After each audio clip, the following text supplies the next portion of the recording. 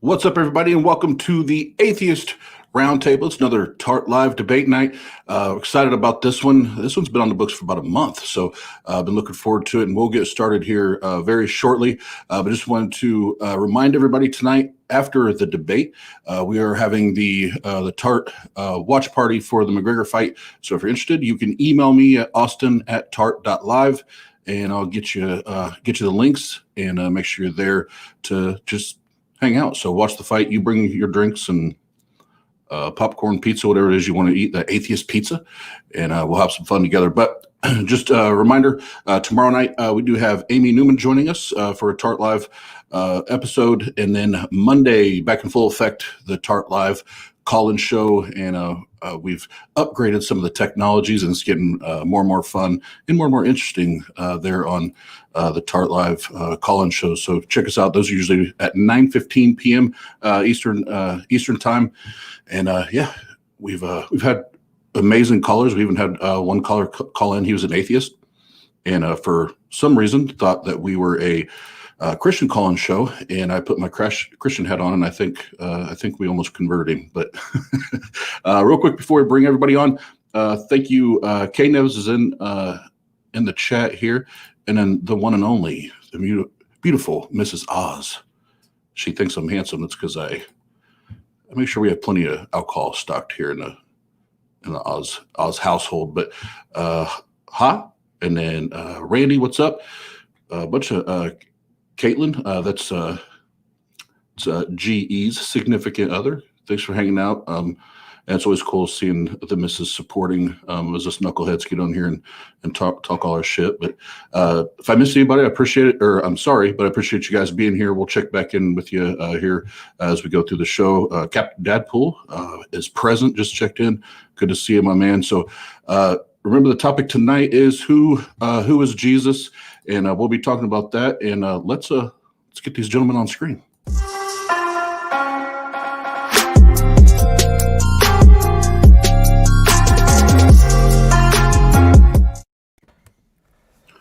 What's up? What's up? What's up? Hello. So I think everybody, but Jason so far has been on the TART program multiple times now at this point. But Godless Engineer, we'll start with you, and just so you guys know, we have everything in the description, all the links and everything. But Godless Engineer, tell them a little bit about you and where they can find you. All right. Well, I am the Godless Engineer. You can find me over on Godless Engineer here on YouTube. Also, pretty much any other social media platform, I'm Godless Engineer. If you want to go to the your respective app stores, I do have an app in there called Crestus. It is a paid app, but it's got a lot of great information about the topic that we're discussing here tonight. So I'm trying to get it ready for a really big update that's going to be coming out soon. So definitely go down there and get it, or go to your app store and get it. Yep, and that's I've had that app for quite a while now, and it was badass in the beginning, but it keeps, as the updates have came, it gets better and better. So for the atheist community, you have those questions you like studying, that's a great resource for the community. So we'll wait for Jason to get back on here. Bradley, Seamus, welcome back to the Atheist Roundtable, and tell us a little about Alternate Media. What do you guys do? How can they find you? Well, here at Alternate Media, what we try and do is present informative material pertaining to the Bible and biblical times, historically speaking, culturally speaking, that is not typically readily available in Christian circles. So a lot of what we say, most Christians probably wouldn't agree with, but we're also more than willing to debate that subject too. So. Yeah, I would say our mission here at Alternate Media, like our mission statement, is it's biblical teachings with a very heavy emphasis on historical and cultural context, and trying to return that original thought process back into the Bible that has been since removed over the 2,000 years of otherworldly influence, essentially. So we're basically a history channel that focuses primarily on the Bible. Awesome. Yep. And that's a good, simple way of, a very good simple way of putting that in I guess encapsulating it. Jason, are you with us? Yeah, for some reason, my capture card for my camera just died. So I guess that means that y'all don't have to see my ugly mug until I can get this fixed. I'm sorry, go ahead. No, I was going to say, go ahead and give yourself an introduction, and then what I'll do is when Seamus and Bradley are sharing, I'll pull you and Godless off screen for a minute. That way you can take care of that. Okay. I run a secular Bible study podcast with a focus on comparative mythology, essentially looking at different Bible stories and comparing them to other Near Eastern myths that may have had an influence on the creation of the stories that you find in the Bible. And it's a monthly show, and that's basically it. That's who I am and what I do. Unless you want to hear about me driving a truck around the country, but that's boring. Well, we'll save that for another debate. How about that? Perfect. No, we appreciate it, Jason. And for those that aren't familiar with Jason's podcast, and he recently started up on YouTube as well. Again, tons of great information if you're researching into the history, the mythology of Jesus, in the Bible. Tons of great material there. But so for everybody watching, the format's going to be very simple tonight. Each side's going to have a 10-minute opening, and then we're going to go straight to an open dialogue, and we'll have little segment breakups in there. So if it happens, don't get caught off guard, because it will happen. And one thing you should know, if you've watched the Atheist Roundtable before, or if this is your first time, we do our best to be unpredictable. So and keep you on your toes. So if we cut in, we'll be polite. We won't just jump in the middle of a conversation, but we will break segments up. But Bradley and Seamus, they're going to go first. So I will make sure my stopwatch is ready. Give me 1 second here. All right, and I'll take Godless off the screen here. As soon as you guys begin to speak, I'll start your 10 minutes. Okay. All right. So I think in introduction here to this topic, probably what's going to be discussed a lot is going to be standards of evidence.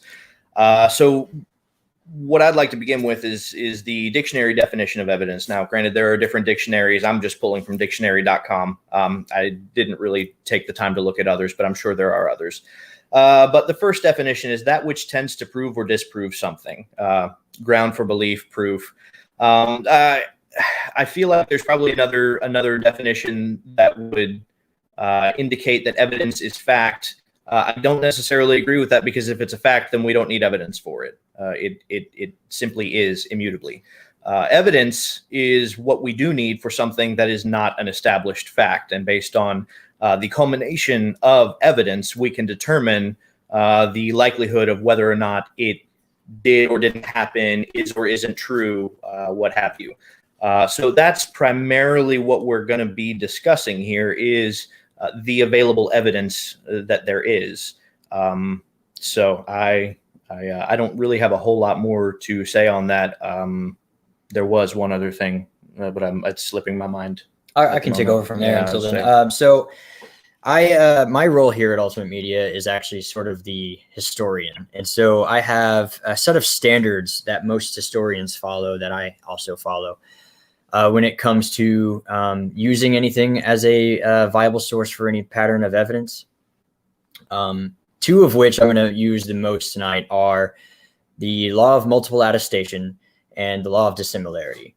And in summary, multiple attestation is when you have more than one account working independently from another, not together, and not off of each other, and containing similarities within account in order to give us an idea of what actually happened. So multiple attestation. And then dissimilarity is actually this law is akin to like a mother giving a testimony against her son in a court of law. In a court of law, this law of dissimilarity means that her testimony holds more weight, because it does not benefit her in any way to give testimony against her son. And so it's more likely that her testimony is true, regardless of the fact that it is, that because it would go against her otherwise. So dissimilarity, it would be things that are recorded that Christianity would like to see done away with, more or less. So that gives us an indication that it actually happened, and that it was made up by Christians. Usually when Christians tamper with documents and make things up, they try to make everything parallel and line up very neatly and nicely to fit all other accounts. And usually if that is the case, then we pull that away from the law of dissimilarity and check it against multiple attestation. But the two together, if you can get both together, it's even better. And then the third one is time. The closer you are to the original source, the more authoritative it becomes.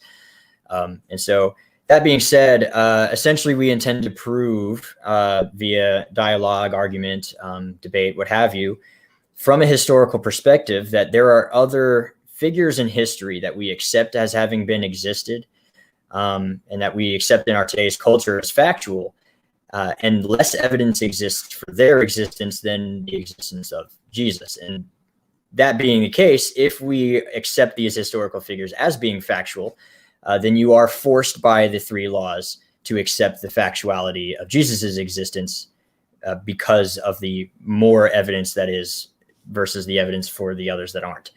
And that's kind of the approach that we're going to take. I will be taking a history approach mostly, and then my colleague actually has prepared his own version of the argument from his particular perspective. And so, unless you have more to add to that. Yeah, I guess the only other thing that I kind of tend to focus on, particularly with the subject matter, is nature and human nature pertaining to natural occurrences. You know, things that are natural tend to be repetitive.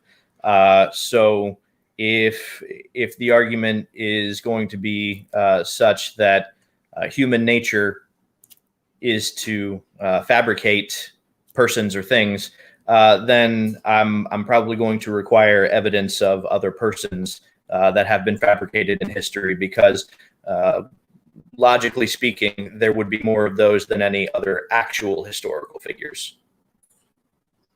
That depends. I don't know if that's okay. That's your natural occurrences are repetitive. I know, but from a historian perspective, I don't know about that particular version of that argument. But yeah, so I'll wrap it up real quick. Essentially, we think that there is plenty enough evidence to say that Jesus existed. Whether or not he is who he says he is, or what his followers says he is irrelevant to this discussion. This discussion is purely on whether or not he did exist. We believe that there is enough evidence to suggest that he did at least exist as a person, and that whether or not he claims who he was or who his followers claims that he is completely irrelevant.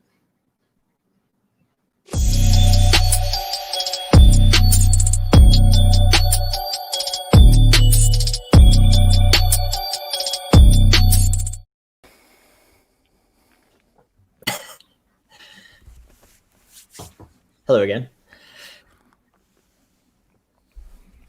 I guess it's your guys' turn. Yeah.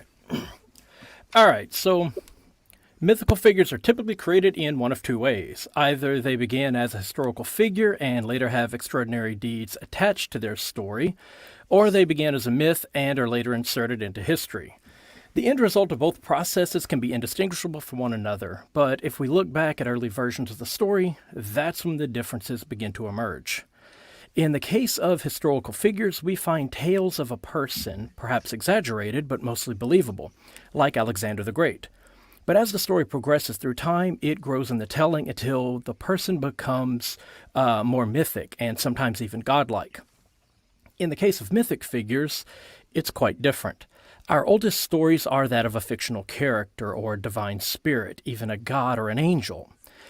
And then, sometime later, the myth is turned into a man. This is a process known as euhemerization after the 4th century BC Greek mythographer Euhemerus, who invented fictive biographies for gods such as Zeus, and then inserted them into history as if the gods were based on real people instead of the other way around.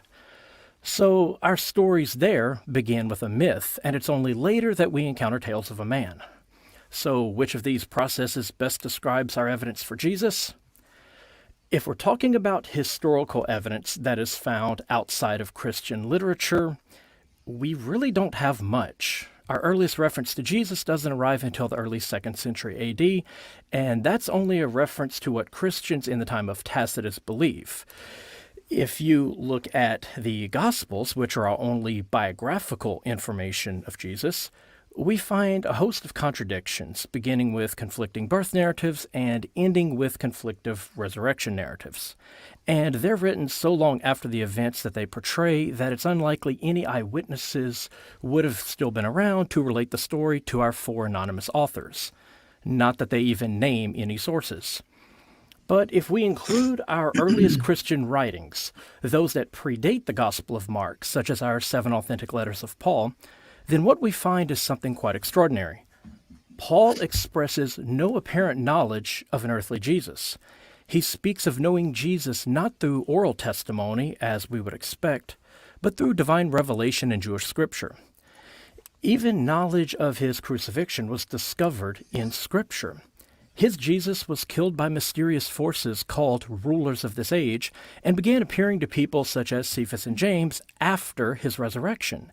His Jesus existed at the beginning of time. He shows no apparent knowledge of Jesus working miracles, being born on earth, suffering at the hands of Pontius Pilate, being crucified by the Romans, walking on water, counting 153 fish, or personally hanging out with the disciples.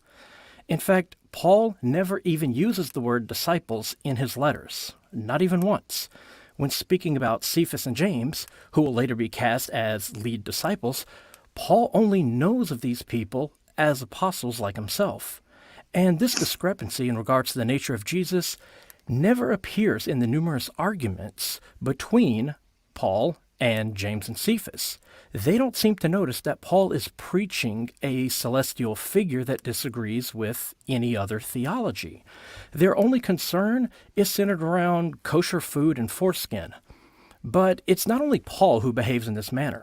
This strange pattern continues in other writings such as the Epistle to the Hebrews and Jude and James.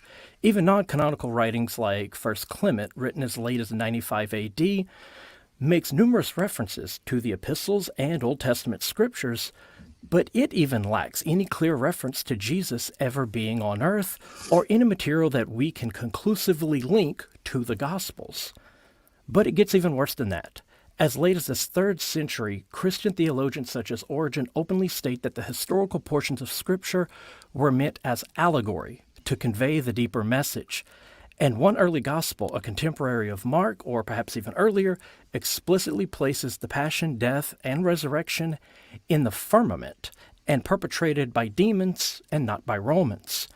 And the core of the Christian gospel, that an innocent servant of God named Jesus would be wrongly executed despite his innocence, die to atone for all sins in a single day, ascend to heaven, and build up God's church, doesn't need a historical man to invent it, because it was already spelled out in Jewish scripture, just as our earliest Christian writings say that it was.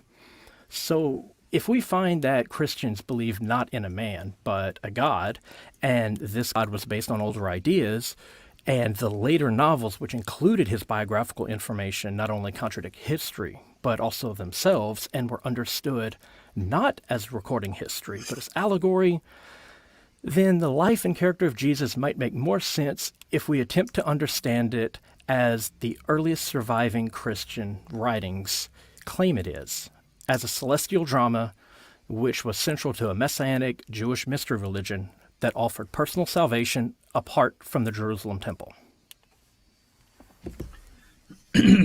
All right, I guess it's my turn.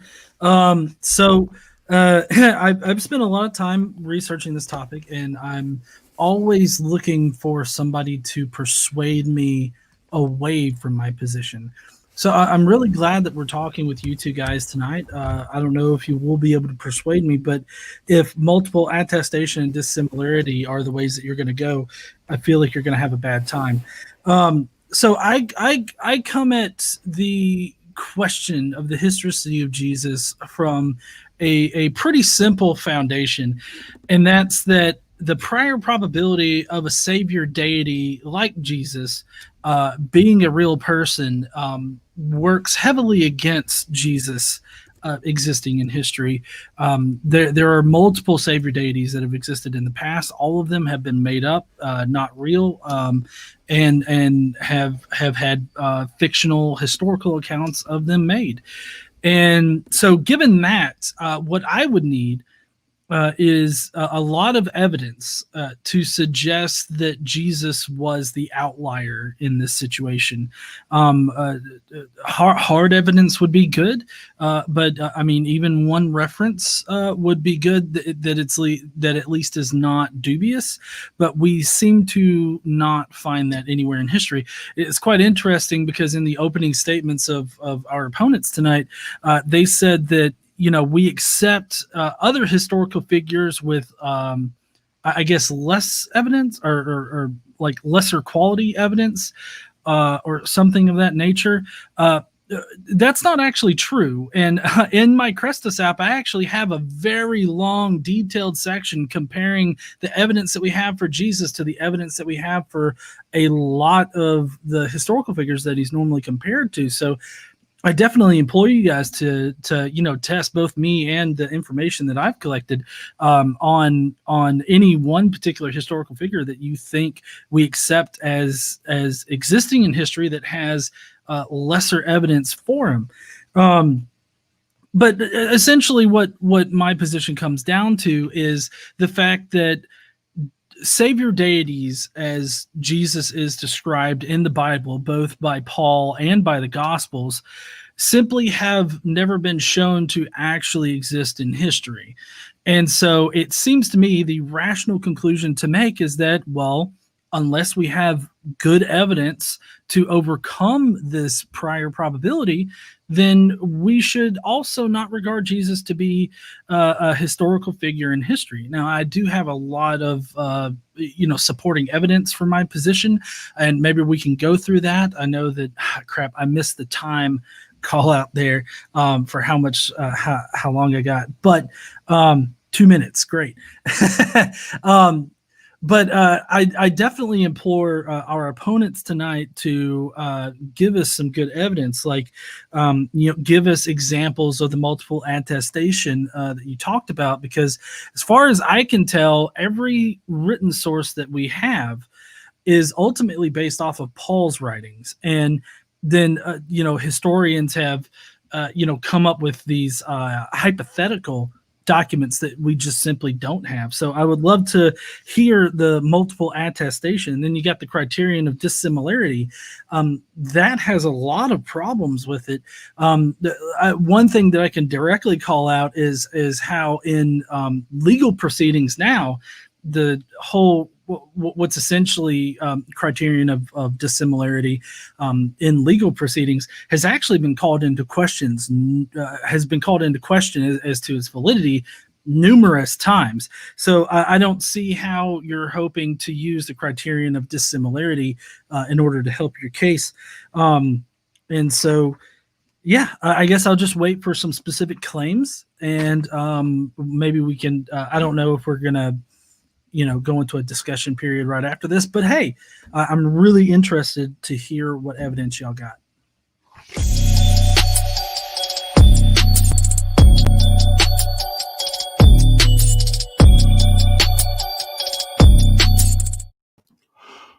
What's up, everybody?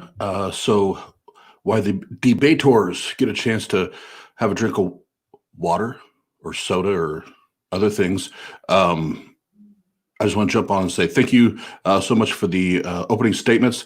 And we're going to go straight into the open dialogue tonight. I felt like this was a topic that just needs to be openly discussed and not have the different parts of the format, so to speak. So we will jump in here and there just to give them a break, kind of break things up, but it'll be respectful. And we'll make sure it's not like right in the middle of the heated, part or interesting part. So don't worry about that.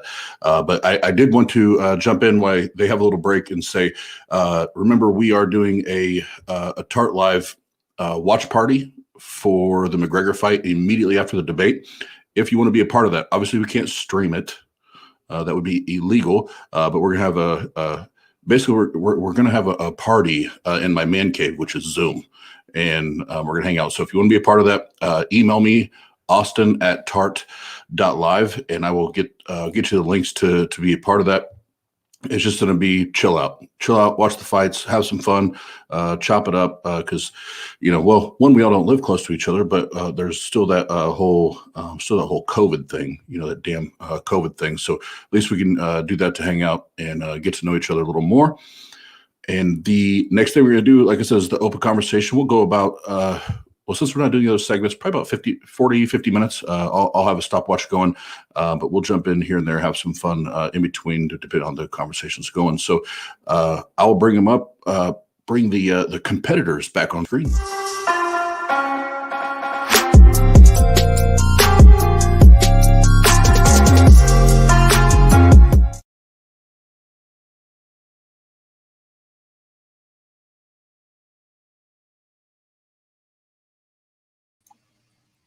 All right. I guess I don't know if maybe you guys can go, since we kind of finished last. I feel like you guys can probably bring out what issues you got with anything that we said. Oh, I don't know. Is it only me? I can't hear you guys.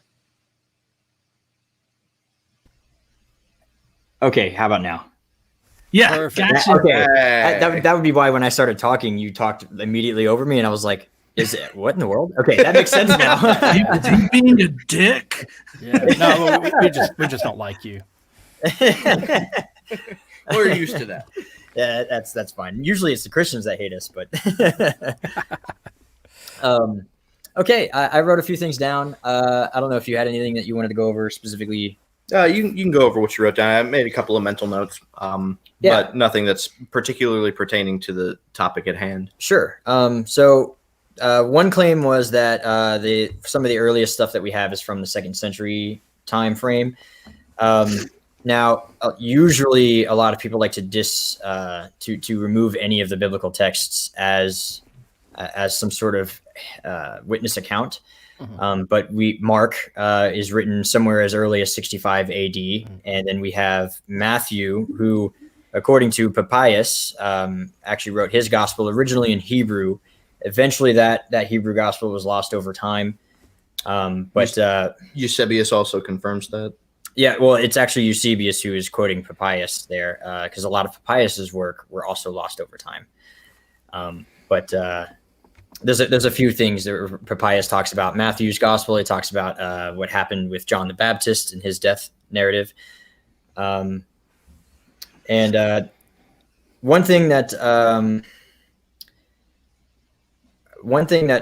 the Star Wars shirt, I can't remember your name, I'm so sorry. Godless Engineer. Godless Engineer. Okay. You wanted to know more about the law of dissimilarity. And allow me to go a little further on that now that we have some more time. Dissimilarity is not irrefutable evidence. It is something that you can add to help to show within a historian's mindset that something would be unaltered by time. Usually what you have is a problem with like pseudepigraphas, where somebody will write a letter and attribute it to somebody like Paul or one of the apostles, and it's a fake document. And one of the ways that we can know that it's a fake document is it's entirely too parallel with other documents that were accepted at that time, in which case it does not meet the law of dissimilarity. Whereas things that have differing accounts or differing details would tell us that it's a unique and unaltered source, and it's unaltered at least by the party it would be helping, because it has information in it that would otherwise be unhelping to the party that uses it as evidence, such as a differing date for the death of Jesus would be one of those. The law of dissimilarity would then apply to the book of John against the book of Matthew, where the dates are a little altered. And so that's one way to say that John and Matthew worked independently of each other, and so they were not working together in order to rewrite their accounts. And that's how dissimilarity is. Well, so I would actually take option C and say that John was written in the 2nd century and was copying from his previous gospel counterparts. They don't have to be directly working together.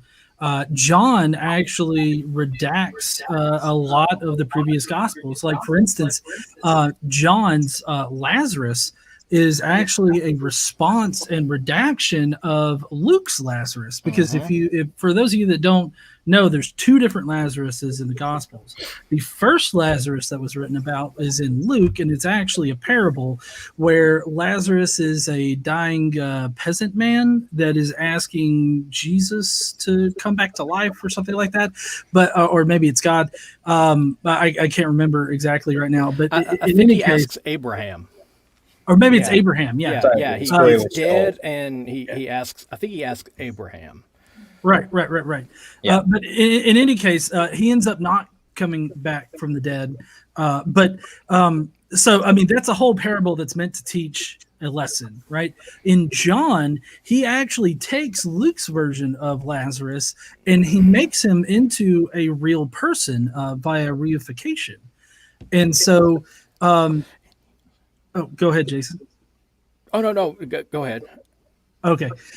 So John shows that he knows Luke's gospel and is actually refuting it by turning Lazarus into a real person that Jesus has resurrected from the dead. Now, you might be asking, well, why does he think he has to resurrect somebody from the dead? Well, that goes all the way back to Elijah and Elisha, because both of them had I think it's both of them. If not both of them, just Elijah, one of them. They actually have instances of resurrecting people.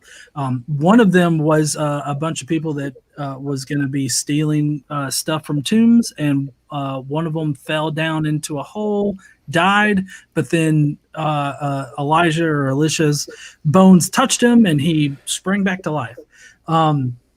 So, I mean, the New Testament authors were scouring the scriptures for things Jesus is supposed to do, and that's one of them. And so we know that John knew Luke's account, his gospel, right? So he had that one. Luke, we know, copied from both Mark and Matthew copied from Mark. So there's only one independent gospel that we actually have, and that's Mark's gospel. But even then, that would be a lot of this. Well, hold on. Mark got most of his theology, at least, from Paul. So, I mean, ultimately, everything that we have like written evidence for ultimately stems from Paul. So, I mean, you just like to say that the gospel authors did not have access or did not use the other gospels, and so therefore they're independent, is just ignoring all of the evidence that we have against that notion. I think you're misleading all of the evidence that we do have. You're presenting information in such a way that it sounds like it's helping your case, but it isn't. So now we call them the synoptic gospels because they happen to have a lot of the same stories, which meets the law of multiple attestation. But only Mark and Matthew are the ones that we can link to having worked together. Luke cannot be linked to Mark and Matthew. There's too many things that are dissimilar between the two of them. But they believe that that Luke is working with a source document. That source document is not Matthew or Mark. Scholars have named this document Q because it is a source document that we don't have. But it's to show that Luke is not working with Matthew or Mark to make his gospel. Hey, I've got an idea. Why don't I just invent a brand new document right now called the K document, and that's where everything stems from? No, I mean, that's essentially what you have, what the Q document, what you guys have just suggested, that, we can just make up documents and say that, that's where he was working off of, or that's where these gospel authors got their stuff from. Why couldn't they just make it up themselves? Like, what's preventing them from just making stuff up? You know, okay, also Luke definitely copied Matthew and Mark. You're going to have to provide evidence to substantiate that claim with Luke, because Luke, as is accepted by just about every archaeological scholar, drew from a document that we don't know about. We don't make the document up. We just say that he obviously drew his stories from another source, and we currently call that source unnamed. One of the other things I caught in what you just explained that's gonna need a little bit more evidence to support it is the notion that the two Lazaruses between the two gospels are the same person, but one is a redaction of the other. I'm going to need a source for that. Yes. I didn't say Otherwise, that. you're just making shit up at this point. Okay, I want to jump in here real quick. So, with the Lazarus in Luke, and then later in John.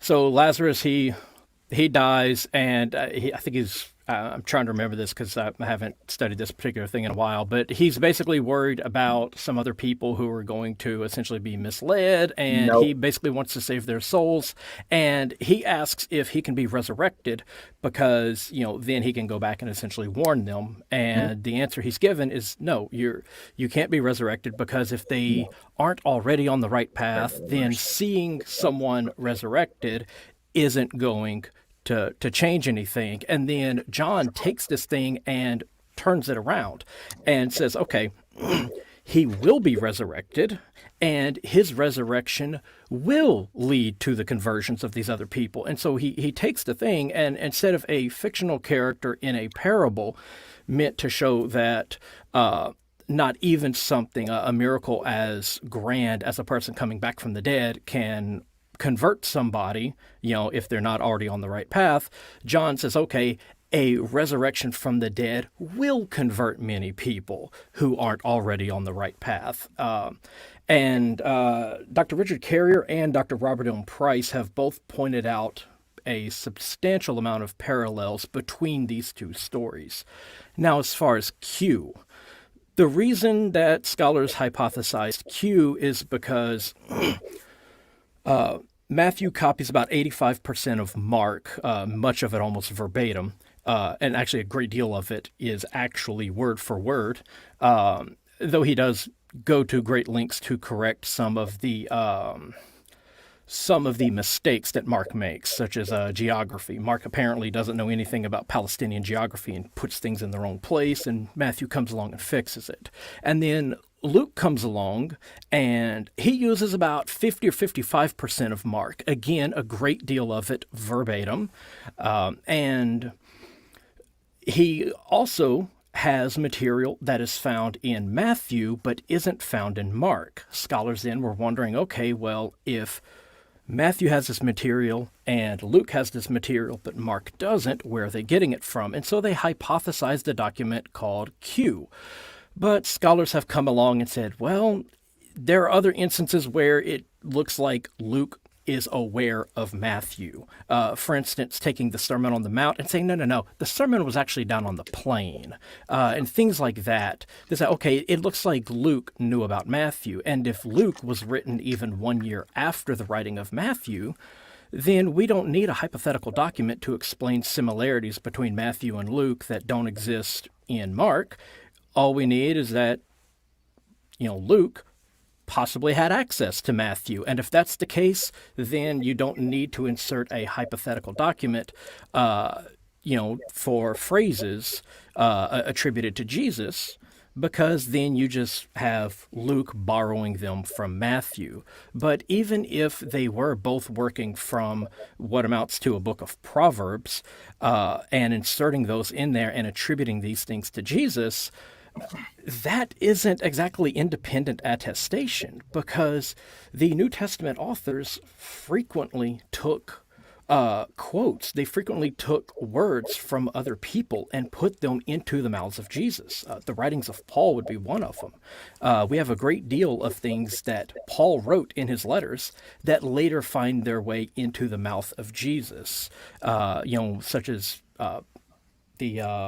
his prohibition against divorce. That comes almost word for word out of Paul, and also getting rid of the commandments and having just one commandment where you just love your neighbor. Does that come? I think it's Galatians, I believe. So we have these things. We have numerous quotes from Paul that are later borrowed by the biblical authors. And so we know that early Christians, when creating the Gospels, were taking quotes from other people and attributing them to Jesus. That was very common at the time. That doesn't mean that it's independently attesting to a historical source. It just means they're borrowing from other sources. So to very quickly revisit the parable of Lazarus, I would be willing to, at least in part, accept what you presented on it if you had actually represented the parable correctly. But as it stands, the person making the plea for any form of a resurrection is actually the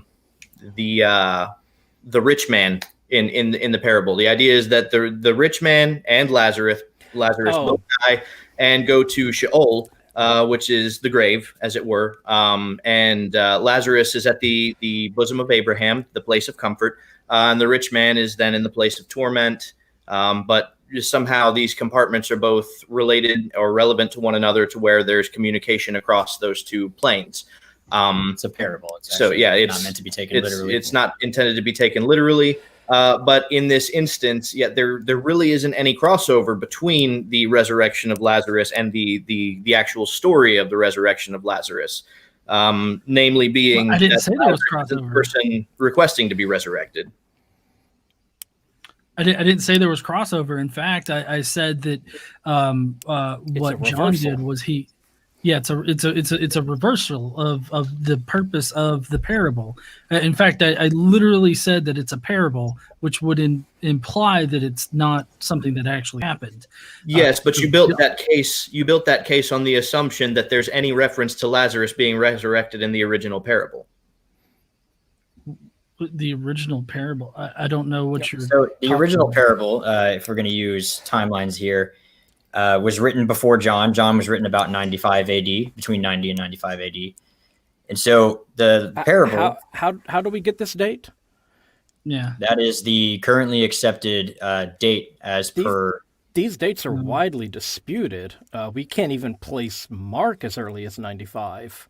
We can place Mark as early as 60 and 65. Yeah. Based on what? I mean, he references the destruction of the Jewish temple, which that was in the year 70. So unless he had a magic 8-ball that told about the Jewish war and the destruction of the Jewish temple, then either it's heavily redacted and that's sort of integral to the plot, or that's just not how time works.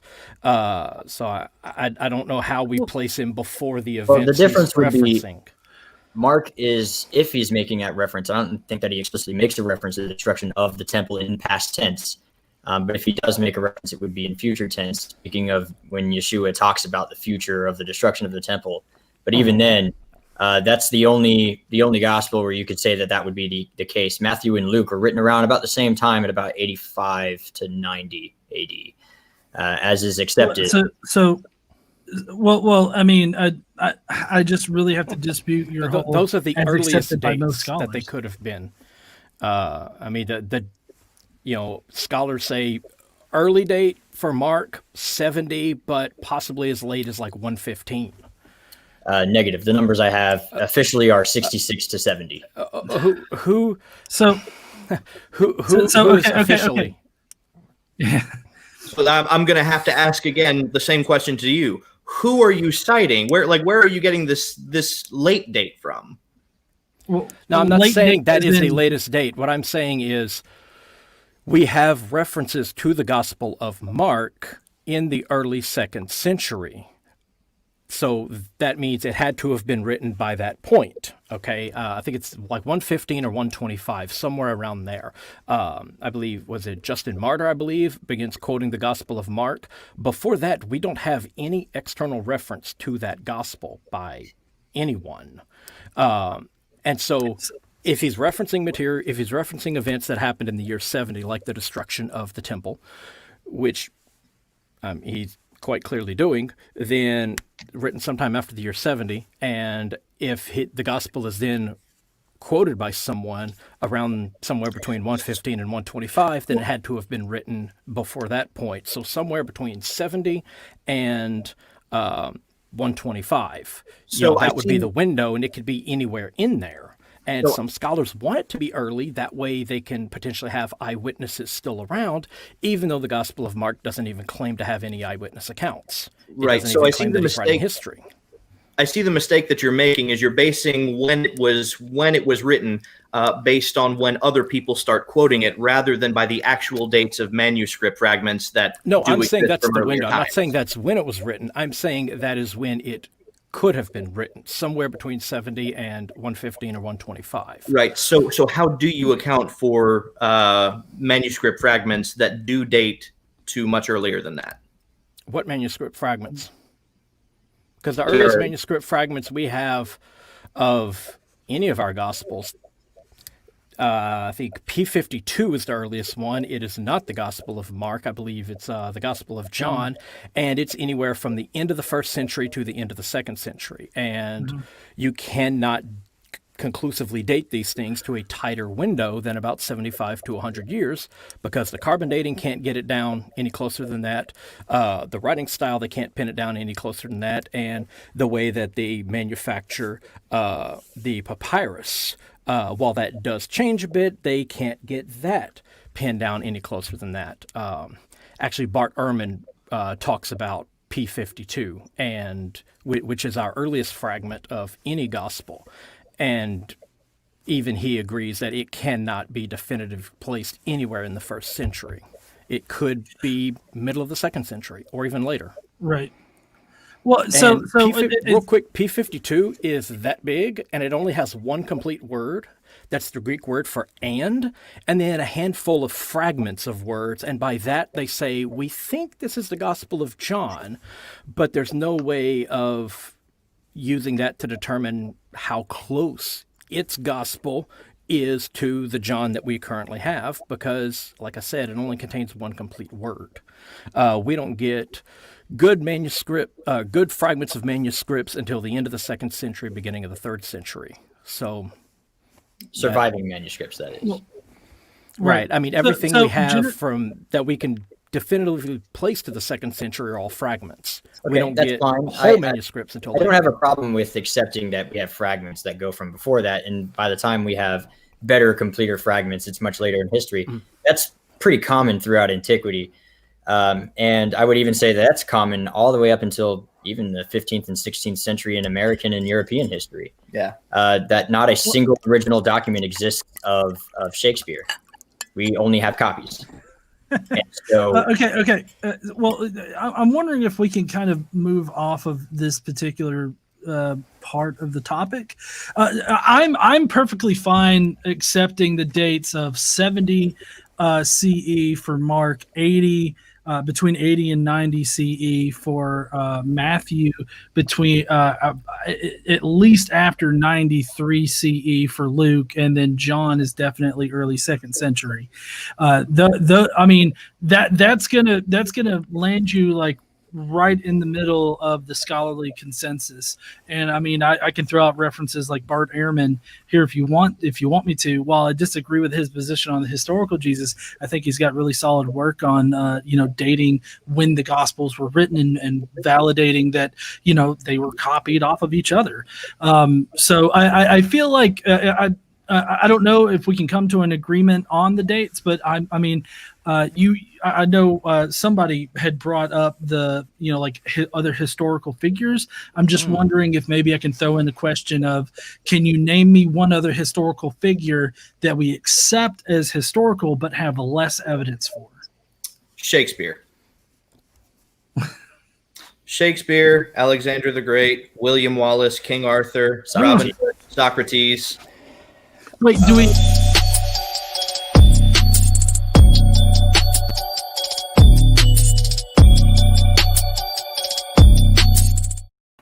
Ooh, spicy. So I'll make sure they get right back to that one.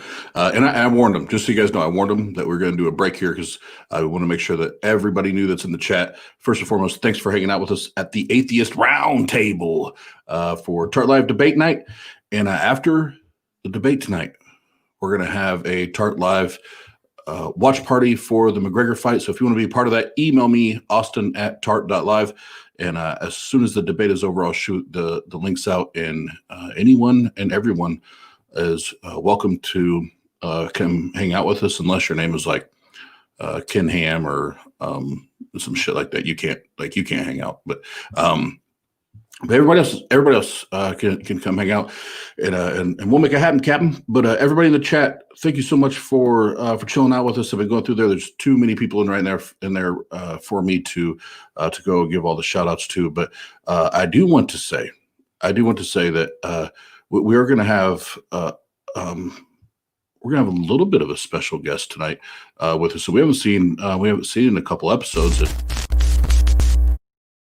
Oh yeah, that guy, he's gonna be back. So you already know when that pretty little face pops up, you know it's almost Q&A time. So I will put up on the screen when it's time to start putting your questions up there, and start that the easiest. So remember, everyone, I am ADHD. If you want to make sure your questions get read, the super chat's the best way because I see callers really well, and I follow callers really well. But we'll get back into the chat here. We'll give them another 15-20 minutes before we go to Q&A. And I just want to say to the gentlemen involved, Bradley and Seamus, Godless Engineer, Jason, thank you so much so far for a great interaction, great debate. Let's get it.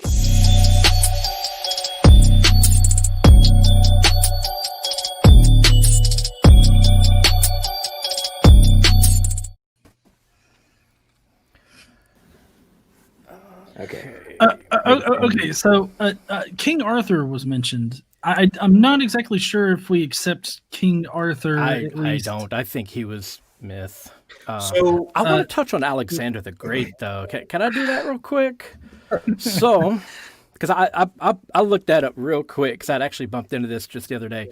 So, we have historians such as Diodorus, Dionysius, Rufus, Trogus, Plutarch, and Arrian all writing about Alexander the Great, and their accounts were based on written records composed by contemporaries and eyewitnesses of Alexander, and these include Callisthenes, Ptolemy, Nearchus, Aristobulus, and Onesicritus. And this, I think Arrian was probably the one of the most well-respected, who used the majority of these sources, compared and contrasted them to dig to the bottom and find, the best possible accounts of this by the ones that all sort of supported one another, despite, minor discrepancies. But that isn't even all, because we have contemporary references in from Isocrates, Demosthenes, Dionysius, Theocritus, Menander, and Theophrastus. On top of that, we also have in contemporary, so during his lifetime, coins, inscriptions, and even statues. And the exact date and time of his death was even noted by Persian astrologers, and we have those clay tablets. Those still exist, and we have nothing of the sort, of any of those types of things. We have no contemporary mentions of Jesus, not even by Christians, and certainly not by respected historians, either during his lifetime or in the years between then and the Gospels. All accounts of the And contemporary. we don't have inscriptions, we don't have statues, we don't have anything. We don't even have names of eyewitnesses. That doesn't even come about until our Gospels, who then take characters from Paul's letters and sort of recast them. Now, it could have been eyewitnesses, but we don't know. So real quick. So yes, one thing that you said is absolutely correct. Arianus is accepted as being one of the more accurate accounts to Alexander the Great, in addition to Diodorus. The sources that you mentioned that they pull from are as fictitious as Q. There is no existing even a fragment of them. So No, the sources, written sources those- are Q at this point. They're not. No. Those written sources no longer exist, but we have extensive quotations from those sources in those named historians. We have the same. That's Matthew, Mark, Luke, and John. No. It's not. Okay, let Who's me a source let me for explain Mark? the difference. Who's a source Hold for on, Mark? Let me explain. Well, let me just explain real quick how ridiculous it is to suppose that second or third hand documentation of something is the same as a hypothetical document that people just made up because it seemed easier to make up this hypothetical source to explain things. For one thing, second and third hand like sources for things are something that historians do all the time. We have a number of things. I mean, you guys used second-hand or third-hand information in your opening arguments when you talk about like Papias and all that. I mean, like when you talk about that, you're talking about other people that have written about what he's saying. I distinctly remember you guys referencing Eusebius, who talks about something that Papias said about Hebrew gospel or something like. I'm sorry if I'm butchering that. I don't exactly remember. It feels like 10 years ago, right at this point. My point is, though, is that to compare it to a hypothetical source is just ridiculous. Yeah, I just want to know who the source is for Mark, because you said that we had similar for Jesus, that we have for Alexander. So I just named like 5 different sources whose writings were then extensively copied and quoted by these different historians. Yeah. Who is one of the sources that Mark used? Do we have a name of any of them? And yeah. So according to Polycarp, Papias, Ignatius, and Clement of Rome, Mark was a disciple of Peter, and he wrote down everything Peter taught him. Wait. So you guys literally think that John Mark wrote the Gospel of Mark? The name Mark wasn't even attached to that gospel until the middle of the 2nd century. Before that, it was just known as the gospel. They were all anonymous. None of them have a Bible. Right. Those names, what we're saying even when they that were attached, they weren't even. Even when those names were attached, they weren't even considered to be the authors. Clement and Polycarp and Papias and Ignatius all say that Mark was a disciple of Peter, and he wrote down everything that Peter taught him. Okay. How would they know? I'm asking about Mark himself. Can we compare and give a source? Well, well, there's that. Where does Mark give a source? Where does Mark say it? Or what we know of as the Gospel of Mark. But also, can you guys compare the time frames on that? Like these people that claim John Mark was a student of Peter or whatnot, how far removed are they from even a possible figure that was Mark? Polycarp was a disciple of John. No. Yes. Now, can you cite me a source where Polycarp claims that? You can't, because Irenaeus is actually the one that tells us that Polycarp was a disciple of John or whatever. So, I mean, not even Polycarp says that he was the disciple of John. I need to double check that.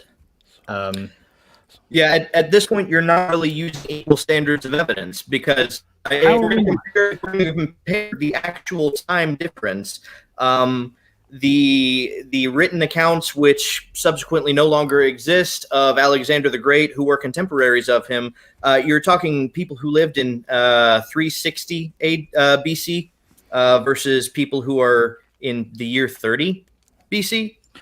Oh, okay. Well, so going back to the Alexander the Great thing, Irenaeus, he actually cites like the works and the people that he pulled from. Now, does Polycarp or Irenaeus do they do this? Do they cite it in the same way that Arian did for Alexander the Great? Does Mark? Or does Mark?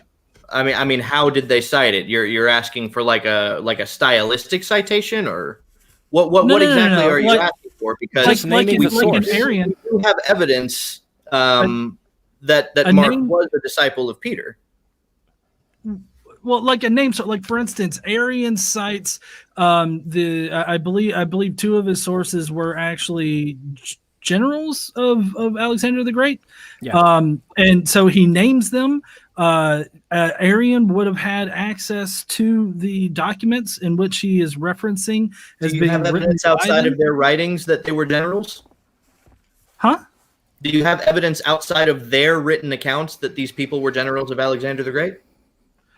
I mean, they would have had they had tombstones, where they Do we have these the tombstones? writings of other eyewitnesses, the writings of other eyewitnesses who give accounts to Alexander do name his generals. Yeah. So You mean the other writings of eyewitnesses that also don't exist anymore? these are writings that were extensively quoted by a half dozen different historians over the next couple of centuries, and we have nothing of the sort for Jesus. You understand, you come up short in the exact same way that you are trying to argue that the Gospels come up short. No. You're trying to don't. hold to a standard of evidence that you cannot furnish.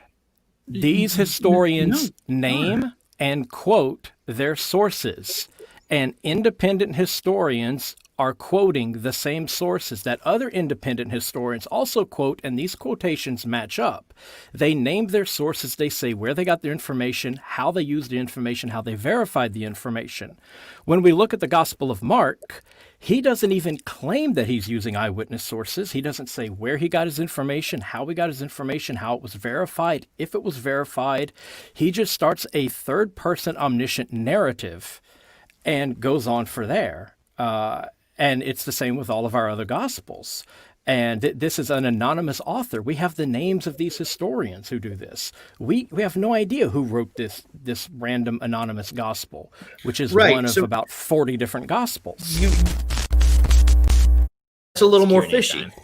Like, you understand how that's even a little more fishy, right? Because you're talking about different people who are all quoting the same people that you can't furnish proof of, right? So you have the same problem where these sources that they're quoting are more likely to actually be made up at this point. If we're applying so two independent people both copy the same thing, ridiculous. And that original thing must be made up because two different people who lived a century apart and both copied from the same source independently of one another, somehow both spontaneously invented the same thing verbatim. You understand now why your assertion about the Gospels doesn't make any sense, because what you just described is the Gospel accounts. No. Okay. So the Gospels are considered anonymously written for good reason. They weren't given titles whatsoever until Papias. Papias is the one that titled them, gave them titles.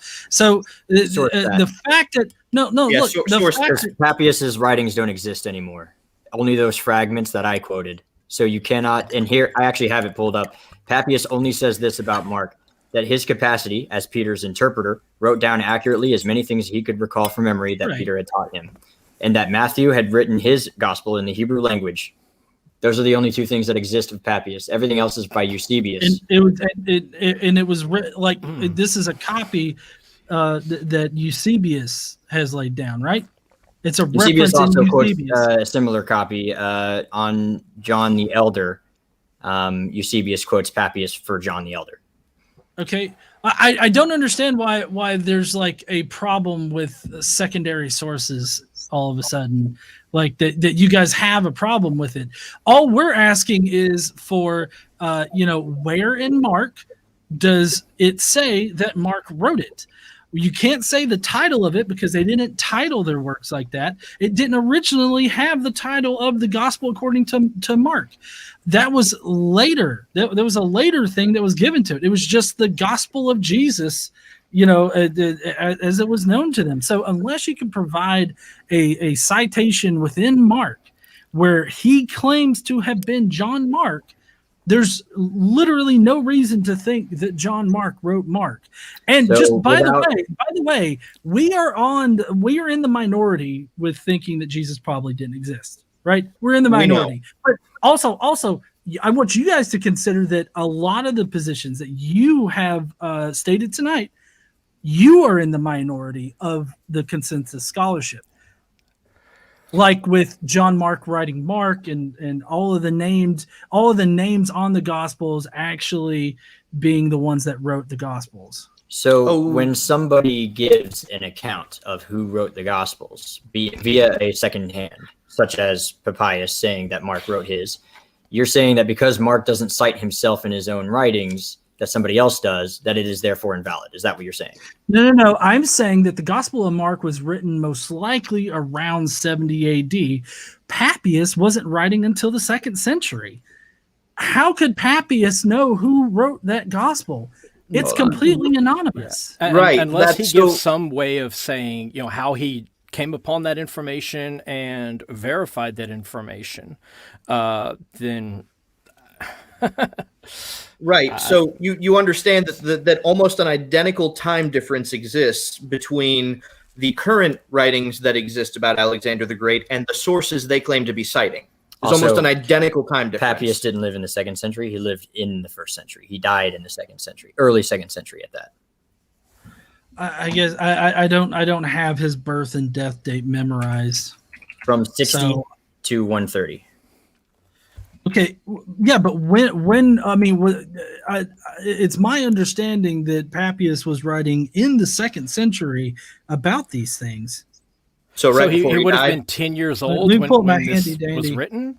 He would have been 10 years old when Jesus was alive. It's believed that he wrote his fragments at some point in the 90s. No. Actually, the scholarship says that, which I've got on my app here, a nice little chronology thing. Papias was most likely writing 110 to 130. Yeah, it says he was born around 70 AD. So Papias couldn't have been writing during the time that Jesus was alive if he would have been born around the earliest dating for Mark.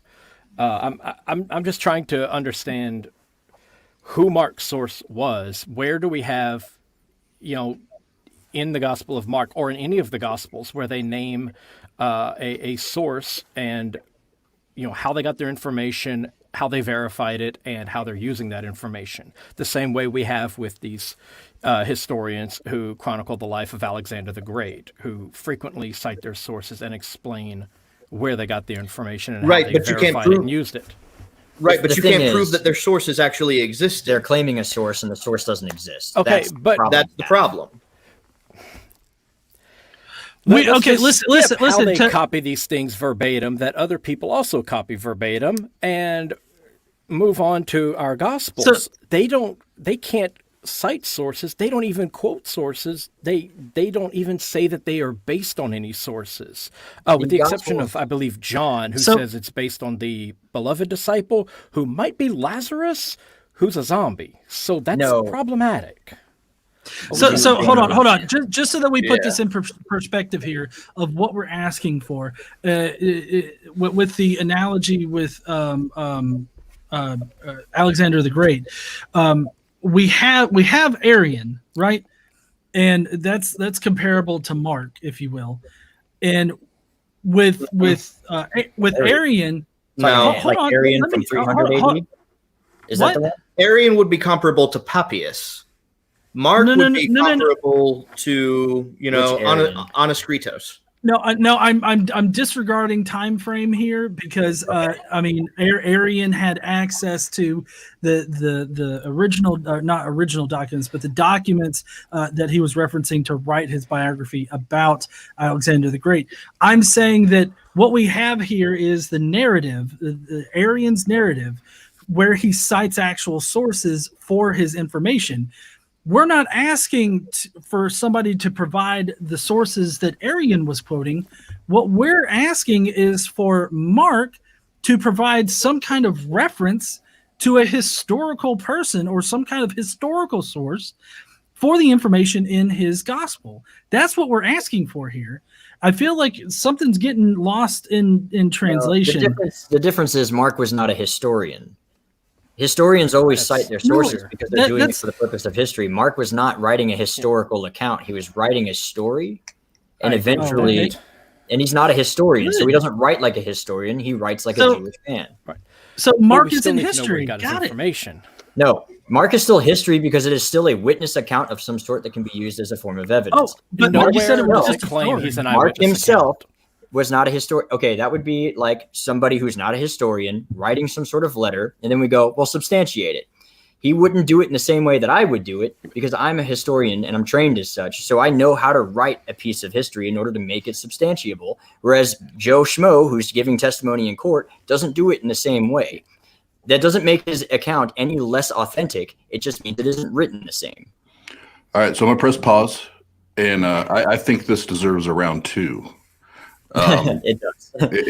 This was great, and I know it can be peaks and valleys on these types of debates where you're feeling good in some, you're frustrated in others, but I think that's part of this, and that's how we get to truth. That's how we get to it. So I think it's amazing. So this deserves a round 2. If the 4 of you are up to it, we will schedule a round 2 on that, and I would love to listen. This was the time flew. Time flew on this one. It was amazing, but. Jason, I want to ask you a very, very serious question. Okay, and I don't know if there's ever been this serious of a question ever asked to you before, but have you ever seen the inside of a murder shed before? Only once, and I barely escaped.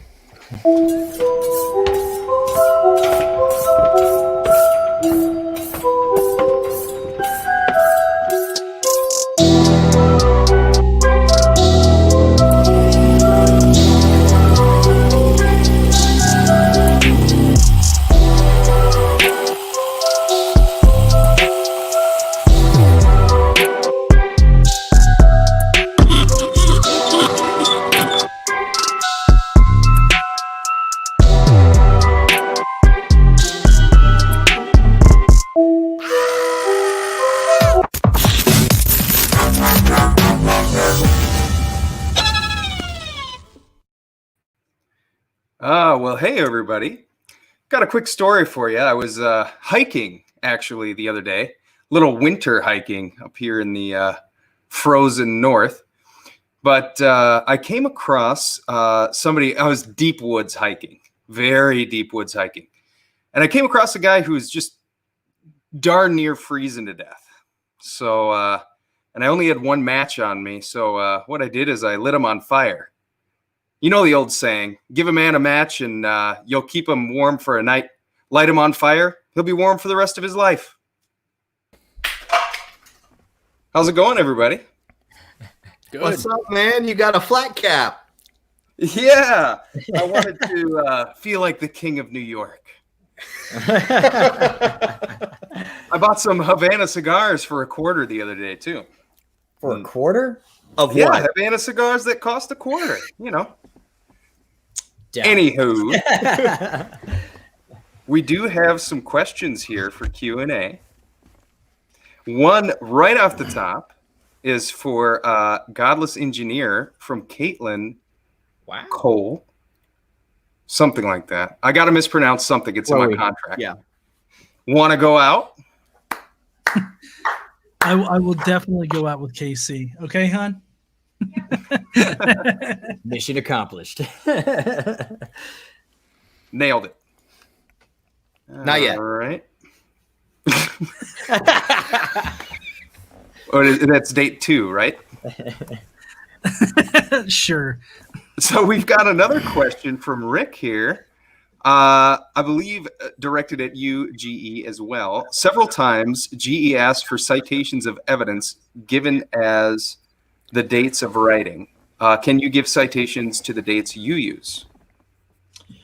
Well, yeah, most notably Bart Ehrman. He's got a lot of great information out there on dating, not only historically dating the Gospels, but forgery, counter forgery gives you a really great insight into how the Gospel information was written. And so, I mean, I definitely recommend Bart Ehrman for that kind of information if you want to look it up. Although he is a historicist, so I fundamentally disagree with him on the question of whether or not Jesus existed in history. But aside from that subject area, he's a really great textual critic to consult for those types of dates. All right. I'm not convinced. Dan the Real has a question. Is there any evidence outside of the Bible that proves existence of Jesus? Actual evidence. That depends on how you define evidence. We would say things, hostile witnesses like the Talmud, Jesus being mentioned in the Talmud, negatively, of course, but that would be a hostile witness. We have Josephus referring to Jesus's brother James in his martyrdom account. And he specifically calls James the brother of Jesus, who is called the Christ.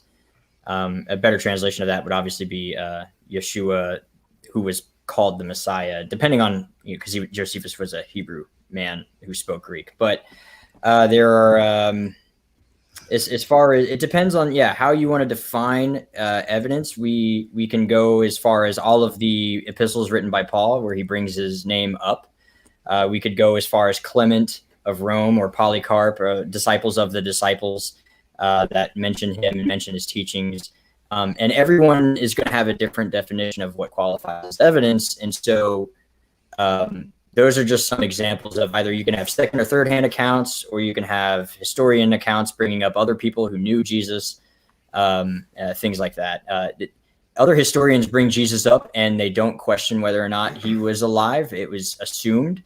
And that's because of the nature of historical writings in antiquity specifically. And so it just depends. And that's from a historian's perspective. Is there any way that I could say something? Go ahead. So I did, of course, I obviously disagree with everything that was just said. For one thing, the Talmud Jesus was actually 100 years out of date. That particular Jesus lived and died just short of 100 BCE. So like around 80 BCE, something like that, under King Janaeus. This is well known in the scholarship too, amongst the scholars that have covered it. Which Jesus? Yeah, which Talmudic Jesus? Because there's like 4 or 5, and they're all with different dates.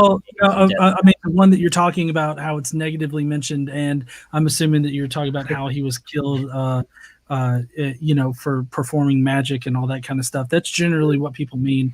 They're almost, but I mean, that Jesus, huh? They're almost all negatively mentioned. Yeah, well, there's more than one, and almost all of them are negatively mentioned. The problem with the Talmudic one is that Yeshua is a common name, and so the only one that's truly accepted as probably being the Jesus of Nazareth is the one who's called Yeshua HaNotzri, or Yeshu HaNotzri, excuse me. And it was recorded in the Talmud that he was sentenced to death and killed on the eve of Passover, and that he had 5 disciples. Right, exactly. And all of his disciples were also killed. But also that Jesus is linked later on to another Jesus, which is found in the scholarship, that those Jesuses are the same, and it's the Jesus that exists under King Janaeus. So there was a Jesus, but it's not the Jesus that is referenced to by Christianity. I'm going to need a citation for that. Yeah, those links. But yeah, go on to the next one. I'm loving this energy. It's getting my murder senses tingling. Ooh, I think my little fellows over here are getting hard. But we do have to move on to some other questions. I've got another one from Caitlin. Fine. Using your logic, can we just make up sources and use them to prove stuff? ? It seems like anybody could prove anything this way. Who's that? Should begrudgingly rephrase the question for me. And that would be directed towards the theists in the room. Why is it okay that you accuse us of making up stuff, but you don't accuse them of making up stuff, and we can substantiate that they also do the same thing? Why is that okay? No, what I didn't. We didn't make up that. Like the hypothetical source of Q is a made up source. What is a made up source that we directly attributed to anything? Is Arian a made up source? Is is anything that we said a hypothetical made up source? No, but your sources quote sources that don't exist. Yeah. Which ones don't exist? There's not a single source pertaining to Jesus that is, quote, made up. We've sourced all of them with equal citation to the sources which your sources for Alexander would pull from. In other words, there's equal amount of proof that those people existed as those who are giving account of Jesus. Who cites Q? Who names Q as a source? Both Papias and Eusebius reference a Hebrew Matthew, which would be the original. That's the thing. The Hebrew Matthew that Papias talks about is not the Greek Matthew that we have today. And so it is believed that Q document is the Hebrew Matthew. Matter of fact, Eusebius specifically notes that it was likely absent a virgin birth narrative. So there is a difference, and that would qualify under dissimilarity. And I think that about answers that question. And we do have another one from Witterschniz, a super chat. We love those. Should a series of letters like the Gospels be weighed as the same as documents written specifically for historical archives? Mm-mm. So I think that's coming from this idea that, and I guess I'm going to let the cat out of the bag here, but not all New Testament documents we would consider inerrant or inspired. And the reason we say that is they are letters from somebody to somebody trying to give some sort of lesson, and they weren't written specifically for a historical purpose. It just so happens that later on down the line, they were passed down at such a rate that we now keep them in record. In the same way that we keep a lot of Thomas Jefferson's letters. Thomas Jefferson didn't write those letters with the intention of creating a historical document. He wrote them as just letters, and eventually we kept all of them. I think those would be considered supporting evidence to historical document, correct? More or less, yeah. Okay. And so, hey there, God. Of God, you're all wrong. Pastor John from Naples, Florida is the only one that's correct. The Pentecostals are the only ones that are right. Wait a minute. I'm sorry, guys. I don't know where the fuck that came from. Pentecostal God. I thought we weren't allowed to mention him on the show anymore without like. He sounded like Satan more than God. Oh, okay, so I'm going to begrudgingly throw up this one. Speaking of Pastor John, why to Godless and Jason? Why do you think 100 years is a long period of time when it comes to how a secondhand source records who wrote the Gospel of Mark? Got any famous ancestors? I don't believe you. Yeah, I mean, I don't know about famous ancestors of mine. But I mean, I really don't care. The 100 years isn't really all that big of a problem. Like we mentioned before, Arian, he's actually 500 years removed from Alexander the Great. What matters is the sources that they quote. What source do they have for saying that this was written under that, or written for that, or named by that, or written by this person? What's their source? And the problem is that Papias just makes up some kind of wild thing about how Polycarp was a disciple or something, or crap. I'm getting so mixed up in this. I'm probably Papias, getting Jerome, and Ignatius all say that he was disciple of John. So it's not just. Well, Papias. no, I mean, this brings it on an equal level with your sources on Alexander. No. I mean, I feel like you're totally misrepresenting the time frames in which those were written as to whether or not they're independent. So I would take the earliest one. I feel like that's a convenient cop out. No, it's not a convenient cop out. You have to take into account at what point in history things were written and whether or not those things influence later things. Because if you have something that's written early and then somebody else like copies it or quotes it in some kind of way, you don't have two sources at that point. You've got one source, the source that was copied from. Yeah, and I would say that 100 years isn't a problem at all. It all comes down to how they are getting their information, how they're verifying their information, and how they are utilizing this information. And so with, say, the case of Alexander the Great, these historians are saying where they got their information, and they are quoting this information. And other historians are quoting the exact same information, and it is quoted verbatim, independently. And when we look at our Gospels, they don't even claim to get their information from anywhere. They're just writing stuff down. They're not claiming, like, nowhere does Mark say, I got my information, from Bob, who was there in 30 AD when Jesus first showed up to be baptized in the River Jordan, and runs around, and he followed him around from then, and he passed that information on to me. Mark says nothing of the kind. So while with Alexander the Great, we can trace this information back to, previous people who wrote these things, and each of them writing their own separate accounts, which are quoted independently by many other historians hundreds of years later, and they're all giving these same quotations, and we can compile all this information and say, okay, obviously they're quoting the same things. We can do nothing of the sort with our Gospels, because they don't even say where they got their information from, or if they even got their information from anywhere. They don't say how they verified it or how they used it. And that it's not the time that's the problem. It's that they don't even claim to be attempting to write history. With the exception of Luke. He does claim that he's trying to write history, but he's really just reworking Mark and Matthew. And so that's the problem. We have no chain of evidence that we can follow from the author of Mark, this anonymous author, back to the events it portrays. That's the problem. Not the time. So two things I've got to say. First of all, I'm going to apply my man's argument pertaining to time difference respective to the sources on Alexander, because they didn't exist all at the same time either. So they may very well have been copying each other the same way you're accusing Papias and whatnot. However, secondly, where does Luke say that he's copying from Mark or any of the others? He doesn't say it. He just recycles right, but you just Mark said historians do that. I've got one more question I got to get to, guys. Why don't you answer those questions in the private chat here so they can see that, or in the chat. I got another question for the skeptics from James. What are your thoughts on Richard Carrier and Robert Price's mythicism? Do you agree with them mostly, or do you disagree with them on some other stuff? And let's make these ones quick. You tell him, Steve.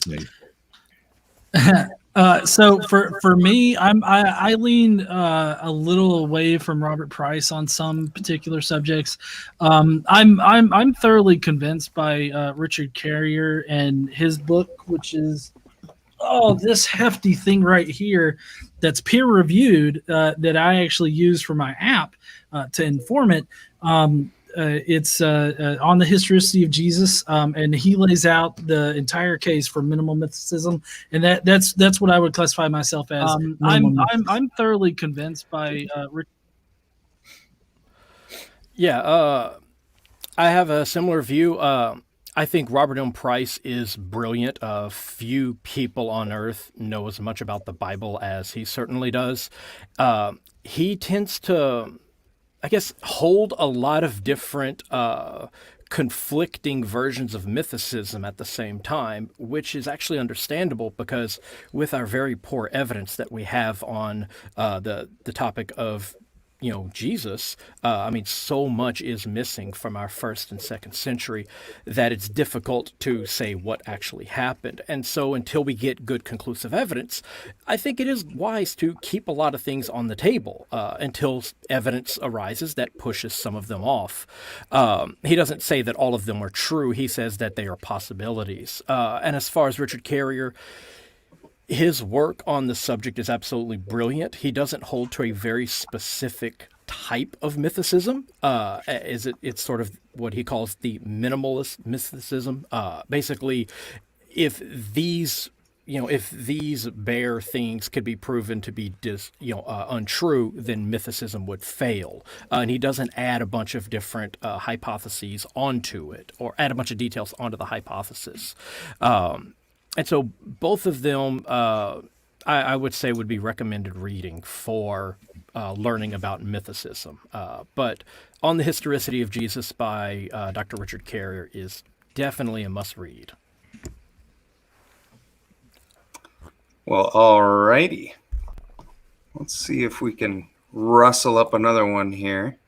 What the... Gotta go, guys.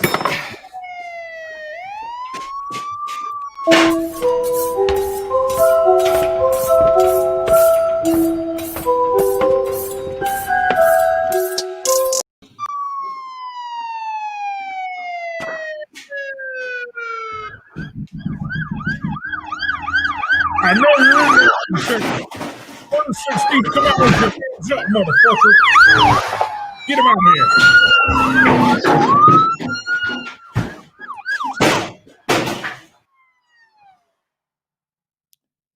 Okay. I guess they finally caught his ass. And yeah. That was an abrupt ending. Yeah, I think they got his ass finally. I think that was the Southern Police up in Minnesota, though. I'm not sure how that happened.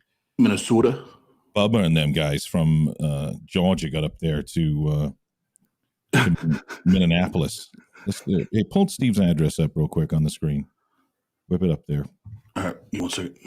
Let's dox his ass while he's now that we know he's in custody. Let's dox that motherfucker. Come on, let's get his address up. All right, it's 32. Hold on. I bet he lives in a 24. fucking nice ass house too. I bet he does. Fucking Murdershed. This whole time he's been fucking with us. Probably a theist. I bet he's a theist. Anyway, what a cool debate. Who are those two?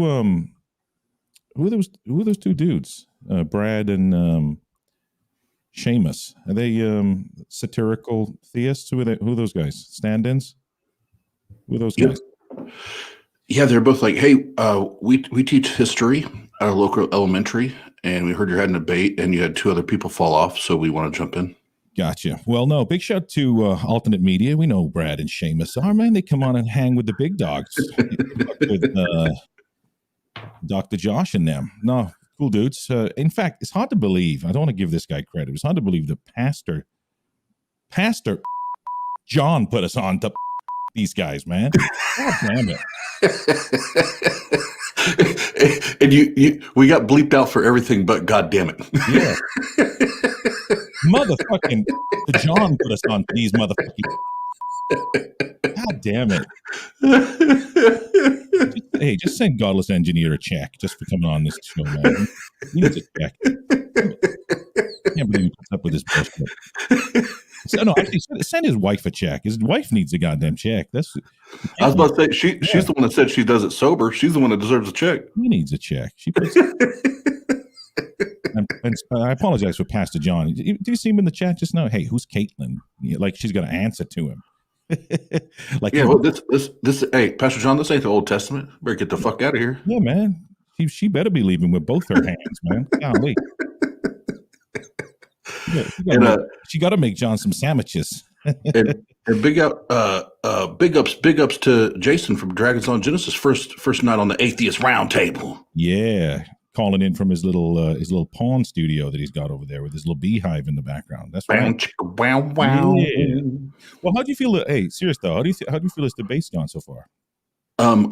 It has to have a round 2. Like I feel like we were just getting into it. So there will be, as long as the 4 gentlemen agree, there will be a round 2. Oh yeah, absolutely. I feel like these guys could go on a little bit longer, but we do have a fight, an actual fight that's about to go down here with Conor McGregor, the Notorious. Yeah, but let's bring the guys back in and have a little recap with the fellas. Let's do it on. All right now. Hey, did somebody say, hey, you got Skeptic after your name, guys? You're Skeptics. You just changed your name. That's like the thing, the tier below soft atheist. By Pastor John Clue. Somebody just bought Pastor John a clue. Real quick. Funny. Real quick. While Pastor and I were cutting up there, chopping up. Yeah, so we have that one. Thank you, Atheist Cast, for buying Pastor John a clue. Then we also have one a little further up here. Cooper Gates, thank you, $5. It's not like authors from around year zero had much insight into explosion of technology, science, and civilization we pursued centuries later. But the main thing is tonight, the main takeaway for the entire debate is Pastor John finally has a clue. If you go away with nothing else.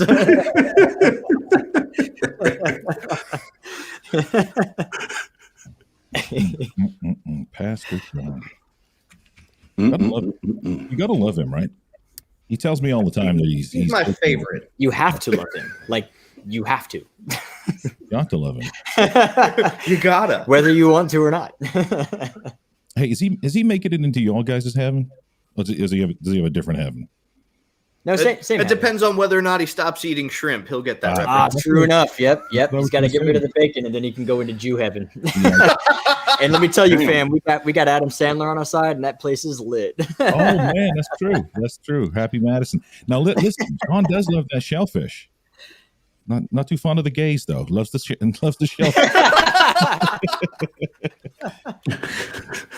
Good old Pastor John. Pastor John. What's your final thoughts, man? Where's your confidence level on a scale of 1 to you guys didn't do too well on the on this debate? So what do you reckon so far? Who are you asking? I'm asking the alternate media guys first. Let's go with you guys first. Okay. I think there's I wish we had more time to really hash out specific details and definitions and sources that we do plan to use. Mm-hmm. I feel like where we got started and everything's were getting rolling, and then we ran out of time.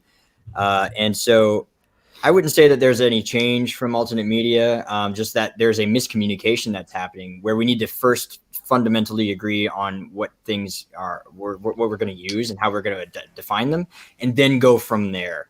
That way we can make some leeway. As we were trying to make leeway, we would run into problems with certain things. And so I would like to part 2, and even if a part 3 has to happen, that's fine too. That way we can have the time to really level everything out and then get into the substance of the arguments. But I really enjoyed where we're going, and we may disagree, but you guys are awesome. Like, I love talking to you guys, so I'm totally on board. Yeah. John?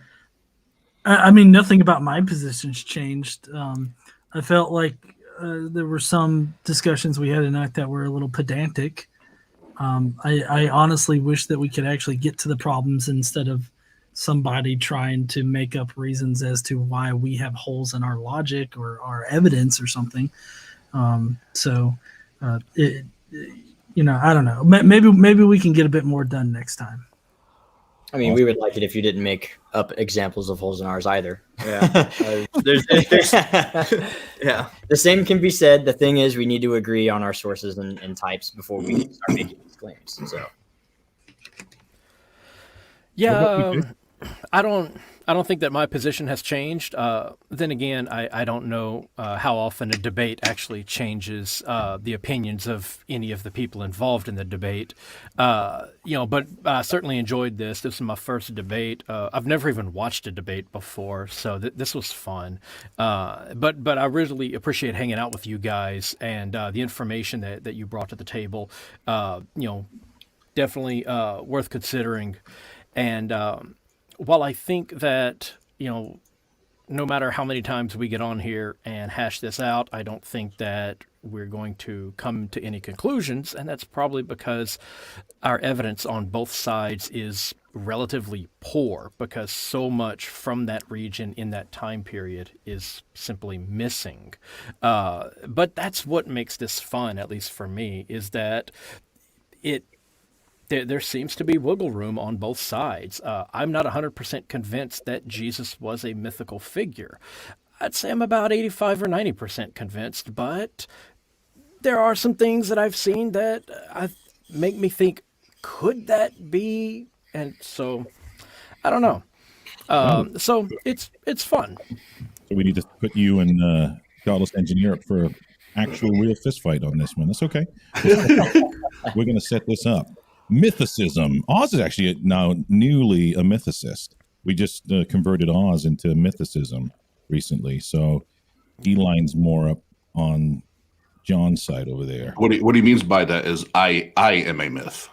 Yeah, he's a myth too. Oh. That's Yeah. that's what he means by that. Yeah. But I- fake host. I actually think I got. Looks like we may have Pastor John on the line. Hold on, let me see here. Is this Pastor John? Oh boy. Oh God, Pastor John. And he's calling in from an old rotary phone by the sound of it. Did you get it from Joe No. Biden? Hey, Austin? Austin? Who? Hey, Austin, this is Pastor John. Uh, Yeah, it's Pastor John. there's no Austin here. Yeah, is this Austin? Look, I wanna see if I can debate you in. Hey, I'm not on air, am I? Good. Hey, can I debate you naked? No. And we can talk about a different thing. We can just debate whether or not like I can dance, and we can just look. Just come down to Florida. No, you already know. You already know to call Dave Smalley. Call David Smalley. I I'll know do this it. all guy cruise we can go on. It's going to be so much. No, call David. Look, Call David. My favorite atheist. Call David. I want to read the Bible to you in Hebrew and just spit on you. Oh Call my Small. God. Call It's a new thing we do in John. my church. It's Pentecostal. John. I know you're a Christian. I know you're a Christian. You have a hard time listening. Call David Smalley. Call David Smalley. My tongue. I want Pastor John, get off our line. God damn it, Pastor John. Pastor John, filthy. Calling in from Florida. Sorry about that, Jason. I know that that sort of thing disturbs you. We won't have him call in again. But, gentlemen, what a great debate. Now, don't forget to go over to Godless Engineer and hit the like button twice over there on his channel. And Alternate Media, we got those guys. And the link's going to be in the description. And Jason, Dragons in Genesis. That's a great channel if you're interested in a lot of historicity of the Bible. And he does have some cool podcasts to listen to if you want to. I like to listen to Jason when I drive on my long distance trips. Godless Engineer, by the way, has some awesome, funny, cool shit if you want to chuckle. And the guys down at Alternate Media, if from the atheist perspective, if you don't want to get bored and listen to some cool shit from a theist point of view, they do have a cool library as well. And Austin up there, he is a myth. He really is genuinely a myth. What you got for them, Austin? Well, thank you, gentlemen, and I'll be messaging you to get round 2 together. I think it's necessary at this point to do that, especially now that you guys kind of understand each other's terms and positions, where you stand. I think it'd be even better. Round 2, we can get it going, rock and roll even quicker. But we're getting ready to wrap, and if you want to be a part of the TART Live, McGregor, Lion is a stand, Pastor John. Pastor John's in this too. He says he has evidence. Well, good for him. He also says he has evidence for God, but I've known him for a year now, so hasn't presented it.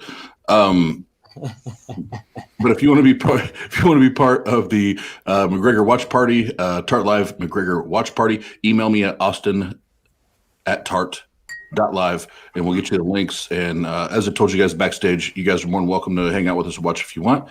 If not, it's all good. But that's all I got, Pasta. Oh man, we appreciate everybody for joining the stream tonight. Don't forget to join the community if you have not, and like and subscribe to the Atheist Roundtable. And we will be doing a small VIP private stream with the fight. If you want to jump into Austin's email, what the cool kids say, jump in his DMs. Slide up in that DM. That's austin@tart.live. And thank you again. And we shall be back in the near future. Peace out.